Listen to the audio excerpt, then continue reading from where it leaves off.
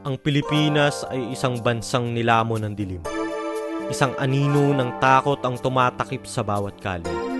Sa bawat tahanan, ang batas militar ang sumira sa ating kalayaan.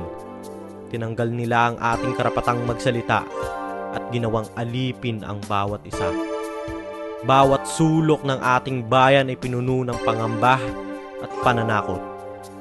Ang mga salitang isinusulat ko ang magiging bala laban sa batas militar.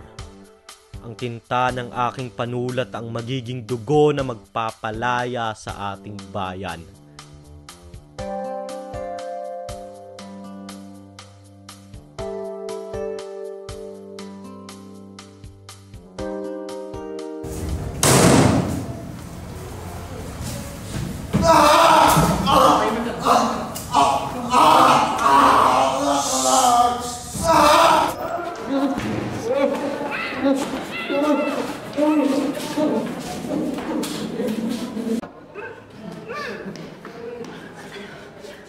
Ano ang ibig sabihin nito? Bakit kami nandito? Bakit kami magkasama? Hindi namin kailangan ang isa't isa! Tama na ang drama! Ang mga kilos ninyo ay dulot ng pangamba. Ngayon, kailangan ko malaman ang papel ninyo sa mga kalokohan na ginawa ninyo na yon. Kung hindi kayo magsasabi ng totoo, hindi kayo mabubuhay dito. Hindi ko nga alam kung bakit ako nandito eh. Ang mga dokumentong dala ko ay para sa isang tunay na report. Hindi ko nga alam kung bakit kasama ko siya eh. Ganon din ako. Ang mga dokumento ko ay para sa mga aktivista. Ngunit walang kinalaman ang mga sinasabi nila. Sige, mamaya tingnan natin kung parehas pa rin ang mga sinasabi ninyo.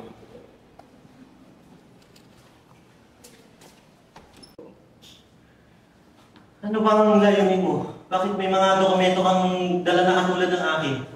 Ako ay isang aktivista. Ang mga dokumento ko ay para sa kaalaman ng kalagayan ng bansa. At ikaw, anong ginagawa mo? Sinusubukan ng dokumentuhin ang totoong nangyayari para sa publiko. Ngayon lang kita nakita pero parang pareho tayo ng pinaglalaban. Huwag nating hayaan na malagpasan ang pagkakataong ito. Kailangan natin magsama-sama kasi kapag pinipigilan na ang mga boses natin, kailangan natin magsama-sama para sa tunay na dahilan. Oo.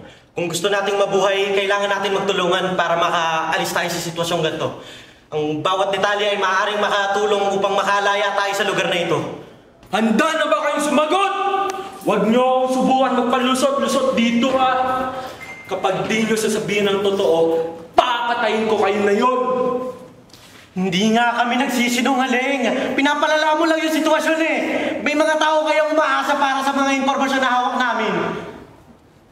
Bigyan mo naman kami ng pagkakataon na magpaliwanag ng ayos. Alam mo ba, ang mga impormasyon namin ay makakatulong sa bayan.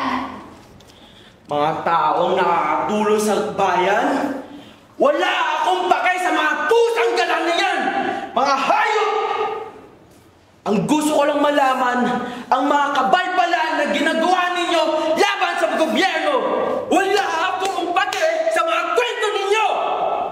Sa ilalim ng martial law, mga kupal na kagaya ninyo ay walang proteksyon! Ngayon, ang gagawin ko ay para sa nakabuti ng gobyerno at para di na kayo makapag-asik ng gulo.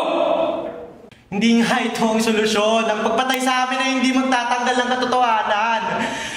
Ang pagpatay sa amin ay isang panakip lamang para sa mga malalalim na sugat ng lipunan. Manuel! Kung akala mo na magagana ang mga palusot-lusot mo, nagkakamali ka! Walang halaga ang mga buhay ninyo sa harapan ng kabatas militar! Kung ito ang mangyayari, sana malaman ng mga taong pagsisikap namin. Hindi dapat mamatay ang katotohanan kasama namin. Sana magiging magandang aral kayo sa mga matatangka pa rin lumalaban. Dahil pagdating ng oras, kahit anong katotohanan man yan, ay walang kwenta sa hindi marunong lumaban.